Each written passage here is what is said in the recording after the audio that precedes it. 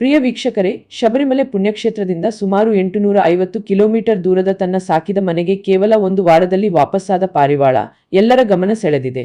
ಚಿತ್ರದುರ್ಗ ಜಿಲ್ಲೆಯ ಚಳ್ಳಕೆರೆ ತಾಲೂಕಿನ ಓಬಣ್ಣನಹಳ್ಳಿ ಗ್ರಾಮದ ನಿವಾಸಿ ಈರಟ್ಟಾರು ಮಾರಣ್ಣ ಅವರ ಪುತ್ರ ಕೃಷ್ಣಮೂರ್ತಿ ಅವರು ಸಾಕಿದ್ದ ಈ ಪಾರಿವಾಳವು ಕುದುಜೆ ಎಂದು ಕರೆಯುವ 2 ವರ್ಷದ ಏಷ್ಯನ್ ತಳಿ ಪಾರಿವಾಳವಾಗಿದೆ. ಕೃಷ್ಣಮೂರ್ತಿ ಅವರ ಸ್ನೇಹಿತರಾದ ಹಿರೇಹಳ್ಳಿ ಗ್ರಾಮದ ಅಯ್ಯಪ್ಪಸ್ವಾಮಿ ಭಕ್ತ ರಾಕೇಶ್ ಸ್ವಾಮಿ ಅವರು ಶಬರಿಮಲೆ ಯಾತ್ರೆಗೆ ತೆರಳುವ ವೇಳೆ ಈ ಪಾರಿವಾಳವನ್ನು ತಮ್ಮ ವಾಹನದ ಮೂಲಕ ಪುಣ್ಯಕ್ಷೇತ್ರಕ್ಕೆ ಕರೆದೊಯ್ದಿದ್ದರು. ಜನವರಿ 11ರಂದು ಪ್ರಯಾಣ ಆರಂಭಿಸಿದ ರಾಕೇಶ್ ಸ್ವಾಮಿ ಮರುದಿನ ಶಬರಿಮಲೆ ತಲುಪಿದ್ದು, ಜನವರಿ 13ರಂದು ಪುಣ್ಯಕ್ಷೇತ್ರದಿಂದ ಈ ಪಾರಿವಾಳವನ್ನು ಹಾರಿಬಿಟ್ಟಿದ್ದಾರೆ. ಅಲ್ಲಿಂದ ದೀರ್ಘ ಪ್ರಯಾಣ ಆರಂಭಿಸಿದ ಪಾರಿವಾಳ ಸುಮಾರು ಒಂದು ವಾರದ ಬಳಿಕ ಜನವರಿ 21ರಂದು ಬುಧವಾರ ಸುರಕ್ಷಿತವಾಗಿ ಓಬಣ್ಣನಹಳ್ಳಿಯ ತನ್ನ ಸಾಕಿದ ಮನೆಗೆ ಮರಳಿದೆ. ಎಷ್ಟೇ ದೂರವಾದರೂ ತನ್ನ ಗೂಡು ಮತ್ತು ಮಾಲೀಕರನ್ನು ಗುರುತಿಸಿ ವಾಪಸ್ಸಾದ ಈ ಪಾರಿವಾಳದ ಘಟನೆ ಸಾಮಾಜಿಕ ಜಾಲತಾಣಗಳಲ್ಲಿ ವೈರಲ್ ಆಗಿದ್ದು, ಸಾರ್ವಜನಿಕರಿಂದ ಪ್ರಶಂಸೆ ಮತ್ತು ಸಂತಸ ವ್ಯಕ್ತವಾಗುತ್ತಿದೆ. ಪ್ರಾಣಿಗಳ ದಿಕ್ಕು ಗುರುತಿಸುವ ಅಪರೂಪದ ಸಾಮರ್ಥ್ಯಕ್ಕೆ ಈ ಘಟನೆ ಮತ್ತೊಂದು ಉದಾಹರಣೆಯಾಗಿದೆ.